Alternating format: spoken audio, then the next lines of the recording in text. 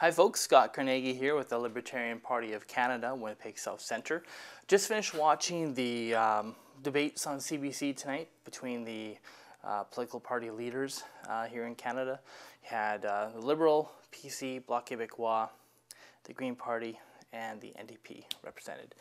The main gist of the debates and all the sort of announcements by these parties leading up to this moment was they're all just taking money from one group of people and giving it to another. They're going to fund $7 million for this cause and $7 million for this cause or $5 million for this cause.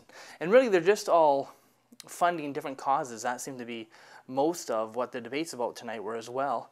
And their policies is where to put money, where to put money. The fundamental problem with that is all that money comes from, well, the federal government. Where do they get the money? Income taxes makes up about 50% of the federal budget. The rest comes from business taxes and tariffs and all sorts of things like that. And they take that money and then they use it for their pet projects. Now, the reason why that's a problem is because it's against my will. For example, maybe I don't want to fund Project A or Project B, but I'm forced to because I have no say in how that money is spent. They just do with it what they will. So I'm going to talk about the issues that were brought up in the debate, talk about the libertarian position on them. I'll try to be brief and just stay to the basics so I don't go off on a long rant, as I tend to do sometimes. So the first thing I'm going to talk about is the economy. That was brought up in the election. This is mostly their position was, from these rich people, was creating jobs and giving money to help protect banks and help protect savings and mortgages, etc., just spreading money around. The libertarian position is to eliminate corporate welfare, eliminate income tax altogether, eliminate business taxes and corporate taxes, and allow the free market to operate. The free market is what will solve financial things. It's not perfect, but it's better than taking money from one group of people, giving it to another group of people to, bolster losing businesses. If a business can't survive on its own, then sorry, you go out of business. That's the way it is for small business owners. It should be the same way for large business owners. Doesn't matter how many people you employ. It's wrong either way to give corporate welfare. Oh, by the way, this thing about government often says that they need to create jobs. Government does not create jobs. Businesses create jobs. Okay, the way you let that happen is by getting the government hands off of businesses, letting them operate as they want to, so that they can create jobs. Next, they talked about the environment.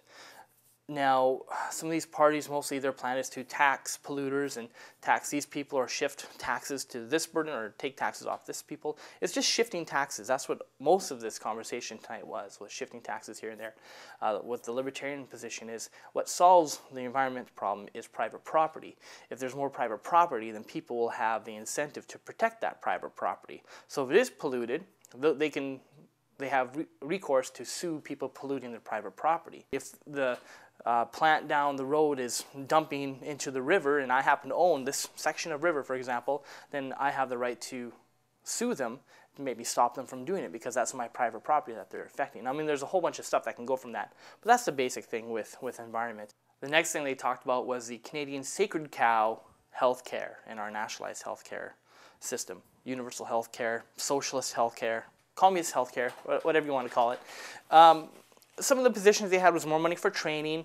I was totally shocked to hear this. The NDP said they would forgive the student debts of doctors if they stayed in a particular area for 10 years. I don't remember the exact details. But so what I find disturbing about this is, say you go to school for 10 years, for example, and I'll just throw a number, say $100,000 you got in loans to go to school, and if you meet certain conditions that the NDP would lay out, that they would forgive your student debt, which means they're going to pay it off, which means that comes from federal money, which means it comes from us, me and you.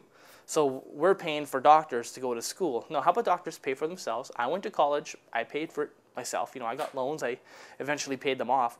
So the solution for healthcare, for one, we would not ban private clinics. If you want to use a private clinic or a private clinic wants to set up and you're willing to go pay for their services, you should be able to go pay for those services. Not using public funds to pay for them, not the public insurance. If you want to go and get your MRI tomorrow instead of waiting, you can plop down the money and go get your MRI, just like any other service you would pay for. Another Canadian sort of sacred cow, you might call it, that they talked about was arts.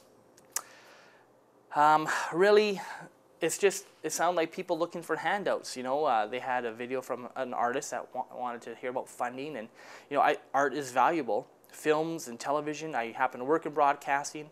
It's valuable, but should other people be forced to pay for the art project of person A or B? I say no. If you want to do art, then do art. Find funding, maybe through charitable means or fundraising or for profit. You know, you do your art, you sell it.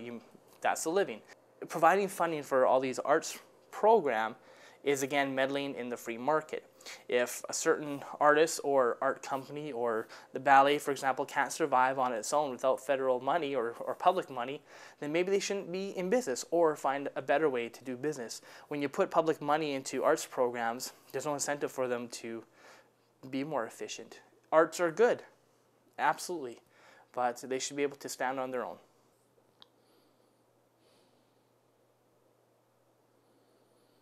The next thing they talked about was crime. Now, they talked about violent criminals, and of course, the libertarians believe that violent criminals, people that violate other people's rights, should be jailed and made to pay restitution if appropriate. What I didn't hear any of the candidates talk about were victimless crimes. Now, they're called victimless crimes because there is no victim. If two parties, two adults, can consent to some transaction, whether it be for drugs or for prostitution or gambling, things like that, then no crime has occurred because they're consenting.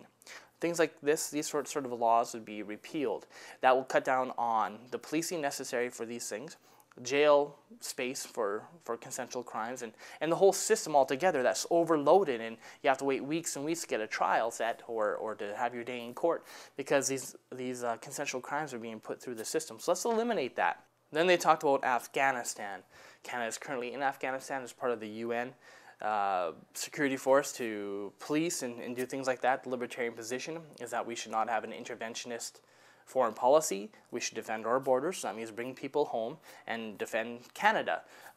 Meddling in the internal affairs of other countries is not desirable.